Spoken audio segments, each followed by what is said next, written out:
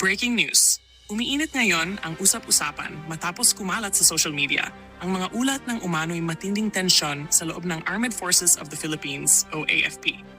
Ayon sa ilang hindi pinangalan ng source, may sinasabing pagkakawatak-watak umano sa hanay ng ilang mataas na opisyal, isang isyong agad naging viral at nagdulot ng pangamba at matinding diskusyon online. Sa mga kumakalat na post, sinasabing may ilang general umano ang naghayag ng pagkadismaya sa kasalukuyang pamunuan ng bansa.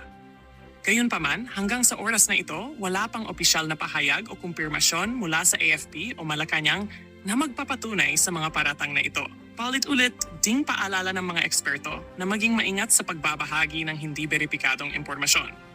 Samantala, ilang political analysts ang nagsasabing ang ganitong uri ng balita ay maaring bunga ng internal debates, power struggles o posibleng misinformation campaigns na pinapalakas ng social media. Ayon sa kanila, mahalagang ihiwalay ang lehitimong issue sa mga haka-haka upang maiwasan ang hindi kinakailangang takot at kaguluhan sa publiko. Sa ngayon, nananatiling tahimik ang mga opisyal na ahensya habang patuloy na minomonitor ang sitwasyon. Paalala ng pamahalaan at ng AFP sa mamamayan, hintayin ang opisyal na anunsyo at umasa lamang sa mapagkakatiwalaang balita. Patuloy naming susubaybayan ang isyung ito para sa mga susunod na update. At kung bago ka pa lang sa aking channel, huwag kalimutang mag-like, mag-share at mag-subscribe dito lang sa Tatak Pinas.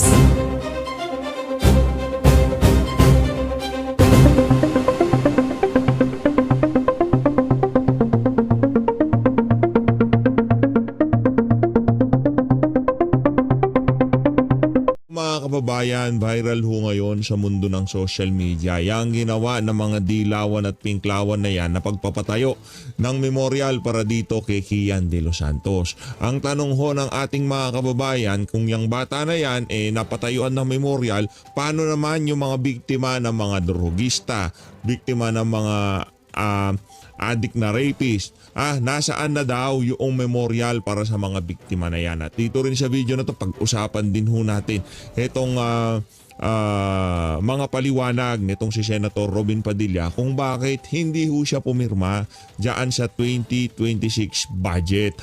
At ang panibagong kabalbala ni Marcos Jr. pag-uusapan din ho natin dito sa video na to. Pero bago yan, isang like at isang subscribe, masaya na ho tayo dyan sa mga gusto sumali sa ating community. Alam nyo na ho ang gagawin. Yung join button, nandyan lang ho sa baba. Ito na nga ho ang problema dito mga kababayan. Nagpa-picture pa talaga itong ali na to, itong si Risa Hontiveros dito sa itinayong memorial na to. Ang problema ho mga kababayan, imbis na ikatuwa ng sambay ng Pilipino ng ating mga kababayan sa social media, ang memorial na yan, kinadismaya ho nila ito. Ang tanong ho kasi dito mga kababayan, kung yung si Kian De Los Santos napatuyuan ng ganyan, paano naman yung ating mga kababayan na nabiktima nitong mga drogista na to? Halimbawa na lang ho ito mga kababayan, trigger warning ho 5 taong gulang, hinalay ng isang adik. Sino ho ang magpapatayo ng monumento dito sa bata na to? Sinong papatayuan? Yung gumawa ng krimen dito sa kawawang bata na to? Sino? Yun ang problema ho dito, kaya hindi ho nakakakuha ng simpatsya itong mga pinklawan at dilawan na to sa mga ganito nilang banat. Ano lang naman yan itong memorial na to kay Kian. Ano ho yan? Parang yan yung memorial kay Ninoy, parang yan yung memorial doon sa mga ginagamit nilang pamulitika. Siyang Kian De Los Santos na yan, yung mga nakadisgrasya dyan sa bata na yan, hindi na ho sila pulis. Panahon pa ho ni dating Pangulong Rodrigo Duterte, dinispatch na yung mga pulis na yan. Kahit na kilala yung Kian De Los Santos na yan sa kanilang lugar bilang tulak at durugista. Yung mga pulis na trumabaho dyan o nakadisgrasya sa kanya, nawala na ho yung kanilang pagkapulis. Gayong kilala yung Kian De Los Santos na, uulitin natin kilala yung Kian De Los Santos na yan bilang tulak at user sa kanilang lugar. Yun po ang problema dito mga kababayan. Kung yung tulak at user pinatayuan ng memorial, sino hong magpapatayo ng memorial ng bata na to na naging biktima sa pagtutulak ng kagaya nitong si Kian De Los Santos? Tanong ho natin yan sa mga pinklawan at dilawan. Alam na natin, baka yung kriminal na gumawa dito sa bata na to, siya yung patatayuan nila ng memorial. Palakpakan. Ibang klase talaga. Yan ang utak ng mga pinklawan. Kaya wala ho silang natatanggap na respeto kahit sa social media.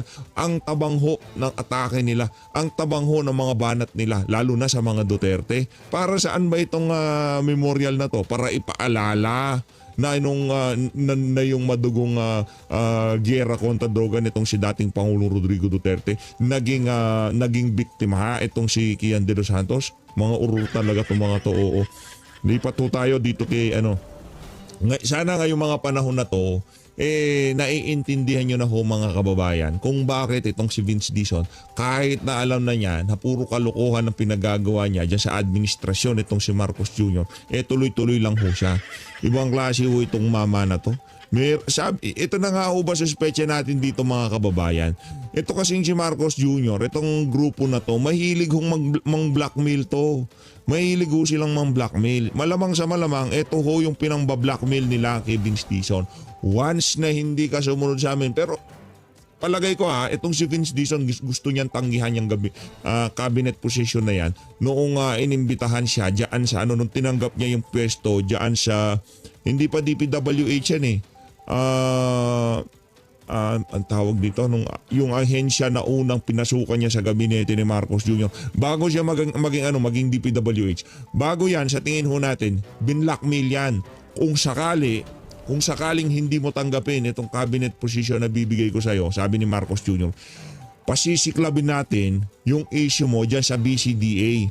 Vince Dizon, face grab suit, over 11 million New Clark Sports Hub. Pambihira. Yan ang nga ho ba sinasabi natin dito mga kababayan?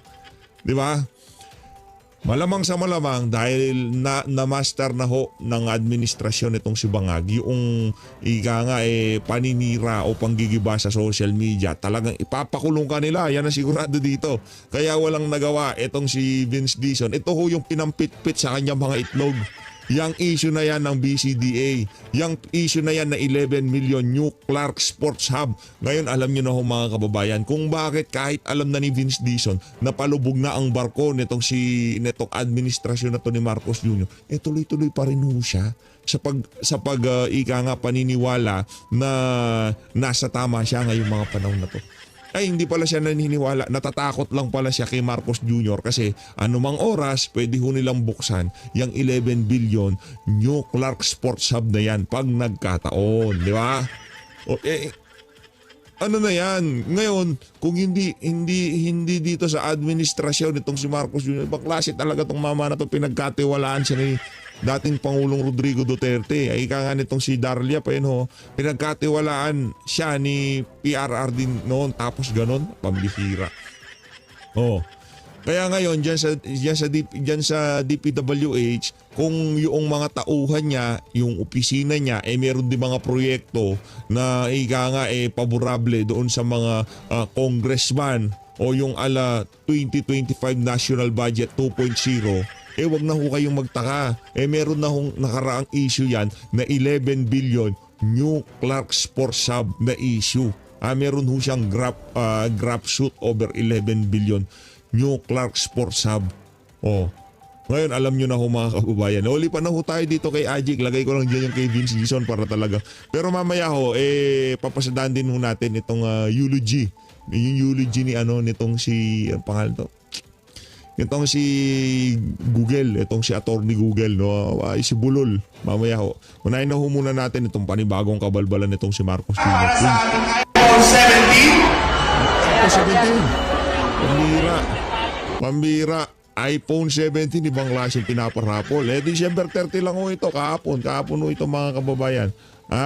Open Air Auditorium, Rizal Park, Manila. Ano to? Ba't kaya hindi magtrabaho tong mama na to? Parapol, namimigay ng kung ano-ano. Magtrabaho ka, Brad, pambihira ako. Ano na naman yan, TV. Ano lang ho yan, yun siguro mga latak-latak nila sa kanilang mga kinita dito sa 2025 budget. Ano ho yan, yung kumbaga siguro nakakaramdam pa ba ng guilt itong mga to? Sa tingin natin wala na hong guilt na nararamdaman itong mga walang yang to, di ba? ano na to kumbaga itong ginagawa nila nito ano na lang siguro publicity para ika nga medyo meron silang maipakita sa sambayan ng Pilipino. Imbis na trabaho, magparapol na lang sila. Pambihira. Ano kalokohan to? 63. 63. iPhone. Tingnan nyo gagawin ni Bangag dito. Hey, balansa! Binatukan ni Bangag Sabi siguro bantot mo na Binatukan niya. Ayaw ba yung amoy araw? Sabagay, mga kasi itong mga elitista, di ba? Ayaw mo nilang. Pero si Tatay Digong dyan, iinakap mo na ganyan, kahit anong amoy mo, anak ng toka, talagang aanoin kanya, gagantihan kanya ng mas maigpit na yakap. Itong si Bangag, dahil nga naman elitista at mayaman, at ika nga ang kanyang pagiging presidente, yung parte ng pagiging presidente niya na gustong tumulong sa mga mahihirap at talagang mahalang mahirap. Paggaan lang yun, pagbabala kayo, ika nga.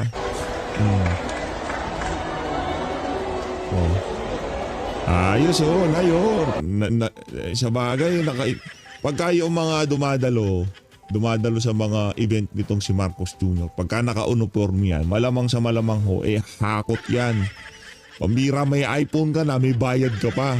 Pupunta ka na sa event, pupunta ka na sa venue, babayaran ka pa. Meron ka ng 500, meron ka pang iPhone, palakpakan. Di ba? Ito na mga kababayan, alamin na natin ang mga dahilan. Ito si Senator Robin Padilla kung bakit hindi niya pinirmahan ng 2026 budget, yung 2026 Vice Cam, yung Vice Cam report kung tawagin. Ito, pakinggan natin ito. Okay. Himpilan ng SMNI. Opo, Senator, diretso na tayo dahil kayo po ay isa sa mga tumutol din doon sa 20. Mag-subscribe ho kayo dyan sa dyan sa DZAR 1026 News. Isa ho sa mga sinusubaybayan ho talaga natin. Bago matulog, ito ho yung mga pinapanood natin. Pero ito, hindi pa natin napanood tong naging interview na to nitong si Senator Robin Padilla dito kay Boss Admar at dito kay Boss MJ Monde. 26 proposed national budget. Mari niyo po bang muli na Igram nung araw. Dati po akong endorser ng remittance. Ang trend po talaga kapag ganitong season, holiday season, dapat ang dollar mababa. Pero nakita po natin ang dollar ay mataas. So ibig sabihin niya, pagpasok pa ng taon, lalo pang tataas ang dollar. Kapag tumaas po ang dollar, pababa po ng pababa ang ating ekonomiya. Ang ating pong stocks ay bagsak. Ang ating pong foreign investment ay bagsak. Totoo yan. Totoo yung yung trend na yun. Pagka panahon ng Kapaskuhan, talagang bumababa ang dollar. Tapos pagka panahon ng pag January, February, biglang lalakas siguro dahil sa supply, dahil napakaraming nagpapadala yung mga remittance sa mga kababayan natin. Umiikot ang komersyo sa Pilipinas. Siyempre yung Pasko di ba? Talagang umiikot ang pera, di ba? Pero ngayon hindi natin nakitang lumakas ang piso. Yung tipong pa rin, yung dominance ng dollar nandun pa rin Hindi siya bumaba yung yung 58, hindi natin siya nakitang nag-57, nasa 59 lang 58, 59 lang, doon lang naglalaro ang dollar dito sa na to, holiday season. Kaya kitang-kita ho natin yung paghihirap ng ating mga kababayan sa lagay ng ekonomiya natin ngayong mga panahon na to. Walang maraming komersyo na umikot. Walang maraming, hindi kagaya dati siguro, maraming pambili ang tao, maraming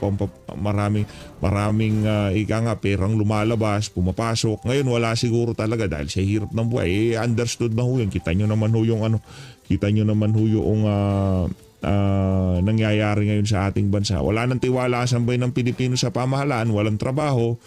Pati mga OFW, wala na rin tiwala sa pamahalaan. Siguro kailangan yung para pang Noche Buena, pang medianoche ng mga Pilipino na dapat ipapadala pa lang sa ngayong nagdaang Noche Buena o nagdaang Pasko, naipadala na noong Nobyembre pa lang kasi sobrang hirap ng buhay, di ba? Ganun ho talaga mga kababayan pagkapangagang presidente. ang ating pong tourism ay Yan. bagsak. Bagsak, oh. Totoo yan. Ito po totoo yung yan. mga malulungkot na bagay sa ating bansa Yan. na dapat po magsama-sama tayo dito at gawin natin ang paraan para umangat po. Sapangkat, alam nyo, kung wala akong OFW, maniwala po kayo sa akin, matagal na pong bagsak ang bansa natin. Magpasalamat po tayo, meron tayong mga OFW Totoo na yan. patuloy na sa ating nagpapakahirap at talaga pong sila ang bumubuhay sa ating ekonomiya. Dahil kung tayo lang po dito, wala tayong ginawa kundi umutang. Tayo po ay nagkakaroon lamang ng revenue mula sa mga padala ng ating mga OFW. Pangalawa, sana po lumamig na ang ulo natin sa usapin ng paligsahan sa China. Sana po magkaroon din ng puwang sa ating administrasyon na makipag-usap sa bansang China. Sapagkat sa ngayon po ay umiigting ang matagal ko na po ito sinasabi, 2023 pa nung nagkaroon po ako ng matinding debate diyan sa hearing patungkol sa China, diyan po sa West Philippine Sea. Na tayo po ay nabas diyan ng kaliwat kanan sapagkat sinasabi nila na tayo daw ay pro-China. Hindi po tayo kailanman magiging pro-China. Tayo po ay pro-Filipino. Ang sinasabi lang po natin na kahit naman po sa Biblia, pagka binuksan natin, sa Quran, pag binuksan natin, ang maliwanag po dyan ay yung tayo ay magkaroon ng magandang relationship sa kapitbahay natin. Yan. Sa usapin Totoo po yan. nito, kapitbansa Totoo natin. yan mga kababayan. Totoo yan. Ako, ano ko yan, subok ko natin yan. Yung magandang relasyon sa kapitbahay, dapat hindi nawawala yan. Ng China. Sa matagal na panahon, tayo po ay merong relationship dyan. Trade. Wala pa ho ang mga Espanyol. May trade na po tayo sa China. Sana buksan po natin ang puso natin at ang bansa natin na makipagnegosyo po tayo dyan sa China. Sapagkat buong ASEAN, pag sinabi pong ASEAN, miyembro po tayo niyan. Kasama tayong nagtayo ng ASEAN. Kasama natin ang Thailand, kasama natin ang Vietnam. Marami po tayo dyan sa ASEAN. Malaysia, andyan ho. Sana, tingnan ho natin kung paano nakinabang itong mga bansa na ito diyan sa pagtaas ng ekonomiya ng China. Hindi ho ko sinasabi na isuko natin kung anong meron tayo. Ang kailangan ho nating liwanagin dito kung ano yung teritoryo natin at kung ano ang naandoon sa exclusive economic zone. Kailangan malinaw po tayo. Hindi po pwedeng natin sinasabi, ini-invade tayo. Wala pa naman sila sa teritoryo natin. Pagdating po dun sa exclusive economic zone, sana dumating ang punto, dumating ang panahon na tayo po ay magkuha na ng gas dyan at ng langis. Sana dumating ang punto na tayo ay makinabang na dyan. Sana dumating ang punto na ang Pilipino Yan. malaya nang nakakagalaw-galaw dyan sa West Philippine Sea na hindi na sila binobomba ng tubig dahil nagninegosyo na tayo dyan. Sana dumating ang panahon na magising na tayo na wala po tayong makukuha sa pakikipag-away.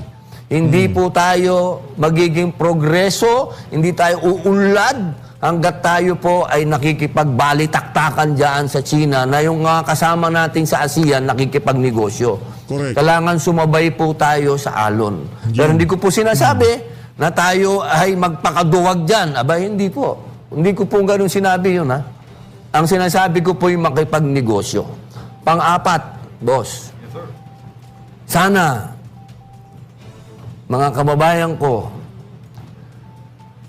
etong padating na 2 taon, 2026-27, eto na po yung panahon na talagang magbabalik taktakan na po itong mga politiko dahil parating na po yung presidential Yan. election. Sana po Ano pa rin, itong nangyayari na to, ano pa lang ito, opening salvo yung ginagawa nila kay VP Sara, magiging maduguho yung 2026 natin. Tandaan nyo ho yan mga kababayan. Talagang balagbag kung balagbag ho ito. Sigurado tayo, dahil alam mo nila, ang battleground nasa social media, gigipitin pa na naman ho nila yung mga vlogger, ha. Ano na ho yan, higa nga anticipated na natin yan kumbaga. Pero tuloy-tuloy lang ho tayo mga kababayan. Kaya naman kung hindi nyo po na-share tong video na to, share nyo na ho. Para higa nga, may happy ang New Year natin. Manindigan po tayo sa tama. Yeah. Manindigan po tayo na itong parating na presidential election, sana po magluklok po tayo ng tao na alam natin na babaguhin ang sistema ng gobyerno. Huwag po kayong masyado ng leader-oriented. Pagkat lagi tayong ganon, meron tayong misaya. Ito ang magliligtas sa hindi po. Ang kailangan na po natin sa bansang ito ay ibahin na po natin, baguhin na natin ang forma ng gobyerno natin at sumunod po tayo sa mga kapitbahay natin sa ASEAN kung ano yung forma ng gobyerno nila at doon po sila umunlad. Panglima, boss, okay pa ba ako? Go ahead po. All the time, sir. All the time. Pwede ba? Yes, sir. Sana po dumating ang punto na suportahan po ninyo ang anti-political dynasty. Sana po maging makatotohanan na po ito. Sana wag niyo pong bitawan ang suporta niyo dito. Nakakita po ako kanina ng survey. 54% ng mga Pilipino naniniwala na dapat meron tayong anti-political dynasty. Huwag niyo na po itong bitawan, mga mahal kong kababayan. Hindi mo man po ibig sabihin na kontra ako dyan eh. Ibig kong sabihin, magkaroon lang tayo ng mga punishment doon sa mga political na dynasty na nagkakamal ng salapi at talaga pong ang kanilang kapangyarihan ay ginagamit nila una para sa kalokohan at pagnanakaw. Pero kung meron naman political dynasty dyan na matino naman ang ginagawa, bakit naman natin kukontrahin yun? Payagan natin yun. Ang sinasabi ko po ay magkaroon tayo ng batas na kung ano ba talaga ang alituntunin ng political dynasty. Ano yung pwede at hindi pwede. Hindi po pwede na ganito na all pwede. Hindi po pwede. Yun lamang po. Sir, partner, meron lang pahabol na talong yung ating mga kababayan sa The Hague, Netherlands. Yung mga overseas Filipino workers doon, nanonood. Yaman lang din, sir, na pag-uusapan natin yung mga aksyon para magkaroon ng hustisya at pagbabago sa ating bansa. Ano na pong masasabi ninyo sa mga nagtutulak na magkaroon po ng revolutionary government, tapos magde-declare po ng transition government, tapos ayusin yung bansa sa ilang mga buwan o taon, tapos magtatawag po ng eleksyon, bagong konstitusyon. Red Gov, sir, anong tingin po ninyo doon?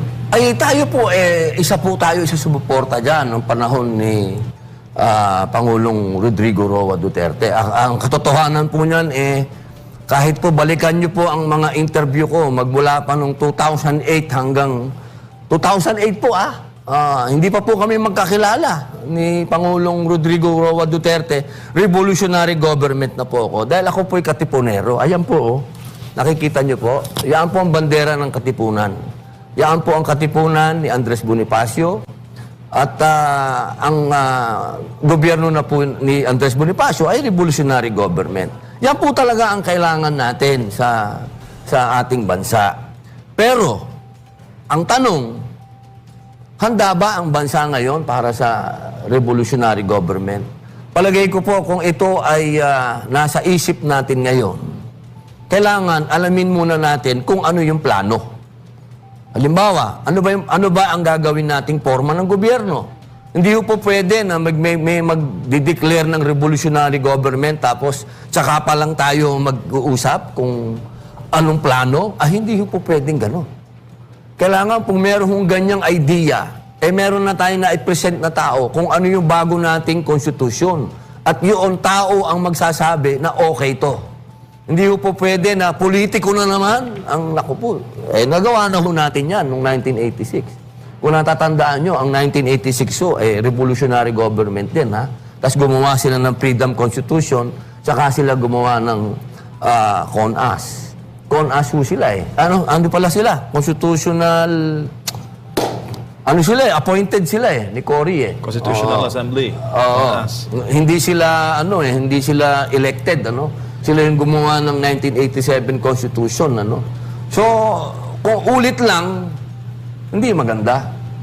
Ulit lang 'yun wag na tayong kung magkakaroon tayo ng revolutionary government same din ay hindi Wag na lang, Sana wag na. pagka nagkaroon tayo talaga ng revolutionary government, iba na yung forma ng gobyerno. Parliamentary na tayo, unicameral na, at federal na tayo. Kung hindi din lang yun, wag na. Partner? Opo, siguro kung meron ka pang last message for sa ating mga kababayan ngayong holiday season at magbabagong taon po, Senator. Opo. Tayo po, mga mahal kong kababayan, ay iisang bansa. Meron man po tayong iba-ibang kulay. Ako, aminado naman po ako, sabi ko nga noon, kahit nasunugin ninyo ako, mangangamoy Rodrigo Roa Duterte ako. Hindi po yun nagbabago. Sapagkat sa panahon niya, naramdaman ko ho na nagkaroon ng pagbabago. At higit sa lahat, nung panahon ho niya ay kumonte ang adik. At higit sa lahat muli,